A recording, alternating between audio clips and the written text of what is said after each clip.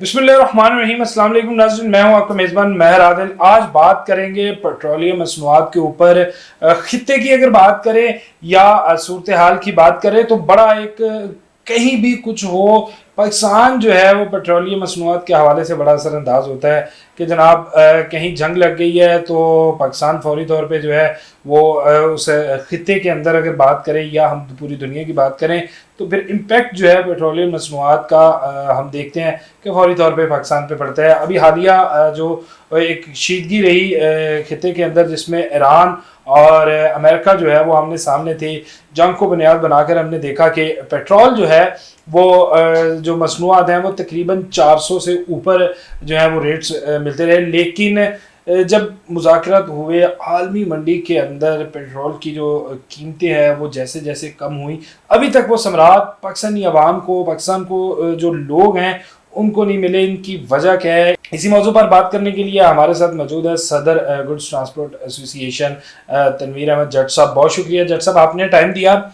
जट साहब, कल रात बड़ी उम्मीदें वाबस्ता थी पाकिस्तानियों की कि शायद जो है वो पेट्रोल तकरीबन कोई 30 रुपए के लगभग जो है वो कम होगा। इसी तरह डीजल की कीमतें थी, लेकिन ख्वाबों के ऊपर जैसे कहते हैं ना कि पानी फेर देना, उम्मीदें जो है वो पूरी नहीं उतरी और पेट्रोलियम की कीमतें बढ़ी तो कुछ और जवाब पेश किया गया था। उस टाइम जंग थी, तेल भी मौजूद था, लेकिन देखा, आपने भी देखा, आप क्योंकि खुद इस इंडस्ट्री से, इस शोबे से वाबस्ता है, तो आपने भी देखा कि किस तरह से पहले पेट्रोल बढ़ा, फिर किस तरह से कीमतें बढ़ी, लेकिन कमी क्यों इतनी स्टेप वाइज है? क्या हम कह सकते हैं कि इस वक्त हुकूमतें जो हैं वो ब्लैकमेल हो रही हैं, जो मौजूदा हुकूमत है पेट्रोलियम कंपनियों के से, जो अभी तक कल रात जो मुमकिन रिलीफ था यकीनी तौर पे जो बनता था वो आवाम को नहीं दिया गया?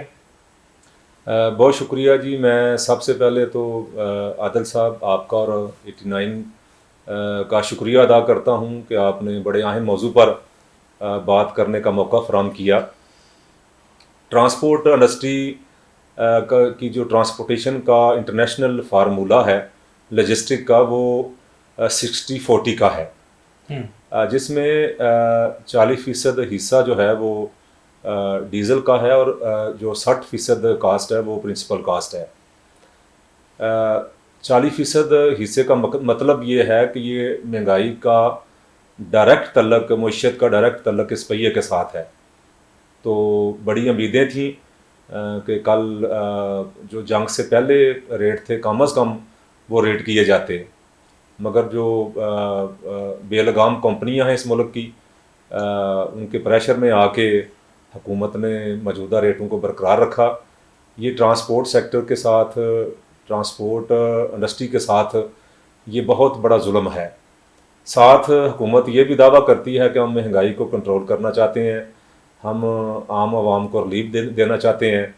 तो महंगाई कंट्रोल करने का और आम आवाम को रिलीफ देने का जो सबसे मेन सोर्स है वो पेट्रोलियम मसनूआत की कीमतों में कमी है। अब क्या कहा जा सकता है जी, फैसले वो बंद कमर में करते हैं, स्टेक होल्डर को इत्मीनान में नहीं देते। अच्छा जट साहब, बड़ा आपने ये वैलिड पॉइंट उठाया कि मैशियत का पहिया तभी चलेगा जब गाड़ी का पहिया चलेगा। और अगर हम देखें तो जैसे ही पेट्रोलियम मसनूआत के अंदर कमी या इजाफा देखा जाता है तो वो डायरेक्ट उसे आम आदमी इफेक्ट जो है वो होता है। जिस तरह पहले जो है वो हम अभी बात करें, एक हफ़्ता पहले जब पेट्रोलियम मसनूआत में तकरीबन 74 रुपये की कमी जो है वो देखने में आई, इसी तरह डीज़ल की कीमतों में कमी आई, तो फौरी तौर पे गुड्स ट्रांसपोर्ट एसोसिएशन ने जो है वो 15% कमी का ऐलान किया था किरायों में। आज जो है वो मौजूदा सूरत हाल, अभी भी क़ुव्वत ख़रीद से जो है वो पेट्रोलियम मसनूआत महंगी हैं। क्या गुड्स ट्रांसपोर्ट एसोसिएशन कोई हुकूमत से इस सिलसिले में बातचीत कर रही है, कोई मुज़ाकरात चल रहे हैं, या फिर जो है वो इस सारे हिस्से में खुद हिस्सादार बनेगी? देखें जी, ये बहुत बड़ा एक मजाक बन चुका है। हर हफ्ते 15 दिन बाद कीमतों में रद्द-ओ-बदल का ये ऐलानात हो जाते हैं कि इतनी कमी कर दी गई किरायों में और इतने किराए बढ़ा दिए गए। अमल दरामद इतना विद इफेक्ट इमीडिएट नहीं होता। इस रिलीफ को जो भी हुकूमत देना चाहती है उसको कम अज़ कम اسٹیبل بنایا جائے. ہمارے کانٹریکٹ پہلے سالانہ ہوتے تھے ٹرانسپورٹیشن کے، اب ہم اس کو کوارٹرلی لے آئے ہیں، 3 ماہ کے اوپر لے آئے ہیں. تو آپ جب ہم ایگریمنٹ کر لیتے ہیں ٹرانسپورٹیشن کا ملٹی نیشنل کمپنیز کے ساتھ، تو پھر فوری 1 ہفتے بعد مہنگا ہو جائے سستا ہو جائے تو فوری تو ریٹ رد و بدل نہیں ہوتے. دوسرا میری آپ کے توسط سے میں یہ بات کرنا چاہتا تھا کہ جنگ تو اب ختم ہو چکی ہے، آبنائے ہرمز کھل چکا ہے.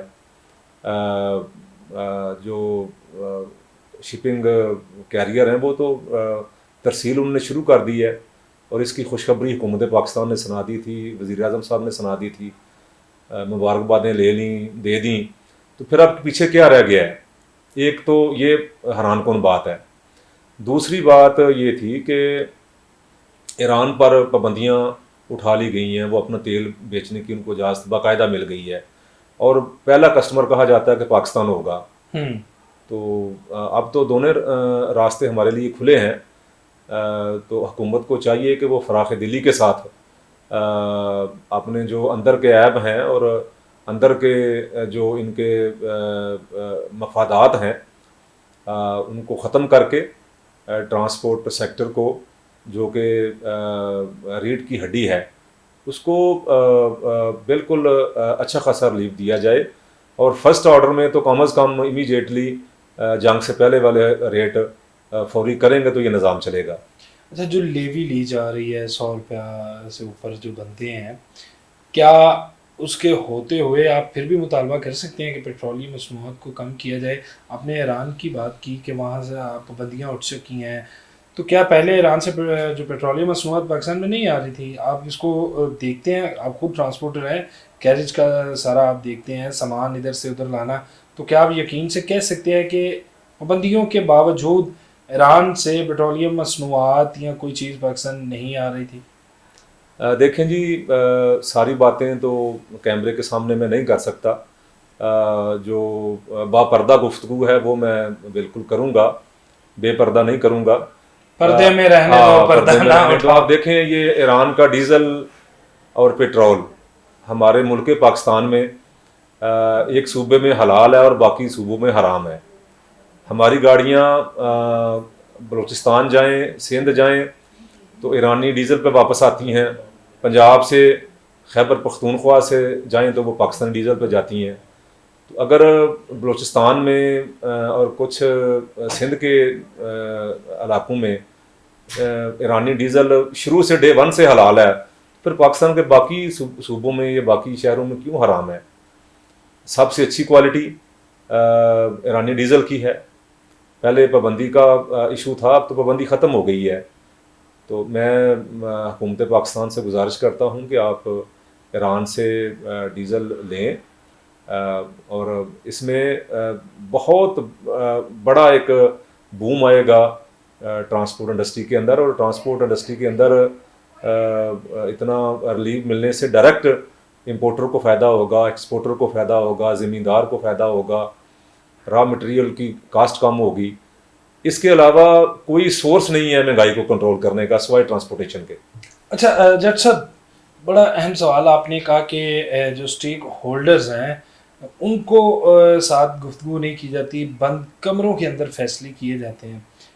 اس کی وجہ آپ لوگ خود نہیں ہیں کہیں نہ کہیں؟ جو ہم دیکھتے ہیں کہ جس طرح آپ کا اتحاد ہے یا ٹرانسپورٹرز ہیں وہ بھی بڑھ چکے ہیں، گروپ بندی کا شکار ہے. حکومت جو ہے اس کا بھرپور فائدہ اٹھا رہی ہے کہ ایک گروپ کے ساتھ جو ہے وہ بات چیت کر لی جاتی ہے، اور جو حکومت کی فیور میں بات کرے اور دوسرے گروپ کو جو ہے وہ ذرا سائڈ پہ رکھا جاتا ہے. تو کیا آپ کو نہیں لگتا کہ جو آپسی لڑائیاں ہیں وہ بھی اس انڈسٹری کو یا ٹرانسپورٹ کے شعبے کو تباہ کرنے میں یا اس کو ان مشکلات سے دوچار کرنے میں بڑا ہاتھ رکھتی ہیں؟ اداروں کی اور جو بھی موجودہ حکومت ہوتی ہے اس کی یہ پالیسی ہوتی ہے کہ وہ تقسیم کر کے اپنے جو آرڈرز ہیں یا اپنے غلط فیصلے ہیں ان کو امپلیمنٹ کرواتی ہے. میں اپنی ٹرانسپورٹ برادری سے گزارش کروں گا کہ آپ اپنی صفوں میں اتحاد اور اتفاق پیدا کریں. دیکھیں جی، اب اداروں کا بھی یہ حق بنتا ہے اور آپ کا بھی یہ ذمہ داری ہے چینلز کی کہ وہ ان الیکٹڈ لوگوں کو کیمرے پہ نہ بلائیں، ان الیکٹڈ لوگوں کو میٹنگز میں نہ بلائیں. تو جب آپ ایسے لوگوں کو بلائیں گے کہ جو ان ریلیونٹ ہیں اور ان الیکٹڈ ہیں تو پھر ظاہر ہے ٹرانسپورٹ انڈسٹری کی نمائندگی بہتر طریقے سے نہیں ہوگی. بہرحال ہم پھر بھی متحد ہیں. مجھے کبھی یقین ہے اور میں مطمئن ہوں کہ پورے پاکستان کی ٹرانسپورٹ برادری اسٹیک ہولڈر ہم ایک پیج پہ ہیں. ہمارا ایک الائنس ہے جس کی نمائندگی بھی میں ہی کرتا ہوں. اللہ تعالیٰ کے فضل و کرم سے پہلے بھی ہم نے سارے مسائل ٹرانسپورٹ کے حل کروائے ہیں. ابھی ہم دیکھ رہے ہیں اگر حکومت نے ہٹ درمی کا مظاہرہ کیا تو ہم ایک ملک گیر احتجاج اور ہڑتال کی طرف بھی جائیں گے پیٹرولیم مصنوعات کی قیمتوں کے حوالے سے. جب سب ہڑتال میں تو آپ کا اپنا بھی نقصان، ظاہری بات ہے جب پہیہ جام ہوتا ہے پریشرائز کرنے کے لیے کوئی کمیٹی کچھ اس طرح کا ہے. رات والے واقعے پہ آپ کیا دیکھ رہے ہیں کہ جس طرح واقعہ نہیں میں کہوں گا ایک ثانیہ کہوں گا کہ اتنی امیدیں وابستہ تھیں اور پھر جو ہے وہ کسی رد و بدل کو نہیں کیا گیا کہ عوام نے جو پیسہ ان کی جیب سے پیٹرول کی صورت میں، پیٹرولیم مصنوعات کی صورت میں نکالا گیا تھا، اب ان کو سکھ کا سانس آنے کا ٹائم آیا تو وہ بھی امیدیں جو ہیں وہ چھین لی گئی ہیں. کوئی اگلا لاہے عمل، کوئی کمیٹی، کوئی مذاکرات یا کوئی پیغامات پہنچائے جا رہے ہیں یا ابھی فی الحال دیکھ رہے ہیں؟ دیکھیں جی، ایرانی صدر تشریف لائے تھے 3-4 دن پہلے. 3 دن ہماری گاڑیاں جہاں تھیں وہاں پہ رکی رہیں. کوئی گاڑی ہماری اسلام آباد پشاور کی طرف موو نہیں کر سکی. ہم نے پھر بھی بڑی خوشی سے یہ قبول کیا کہ چلیں ایک اچھا خاصا ریلیف ملے گا. ایرانی صدر آ رہے ہیں مبارکباد لینے کے لیے، شکریہ ادا کرنے کے لیے، سارے معاملات بہتر ہو گئے ہیں. تو ہم نے ساری اپنی جو کاسٹنگ تھی وہ کر لی تھی کہ اب جنگ سے پہلے والے ریٹ کا اعلان تو کم از کم ہو جائے گا.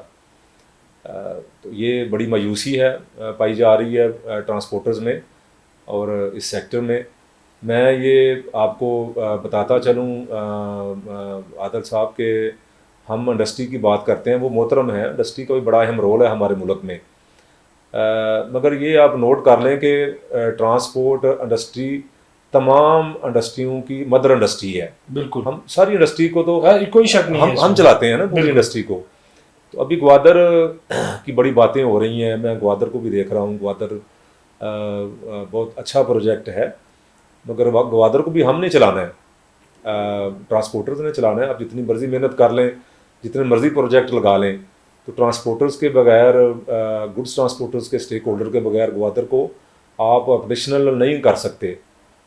تو اس کے لیے حکومت پاکستان کے پاس ایک واحد حل ہے کہ وہ ٹرانسپورٹ سیکٹر کو ریلیف دیں اور مہنگائی پر کنٹرول کریں اور اس کا ڈائریکٹ فائدہ جو ہے وہ پاکستان کے عوام کو پہنچے گا.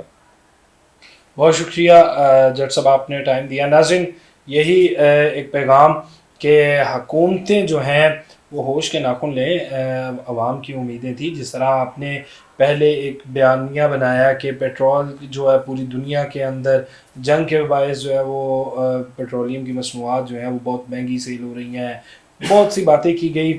لیکن اب جو ہے وہ پچھلے 4 ماہ سے پیٹرولیم مصنوعات تاریخ کی کم ترین سطح پر ہیں.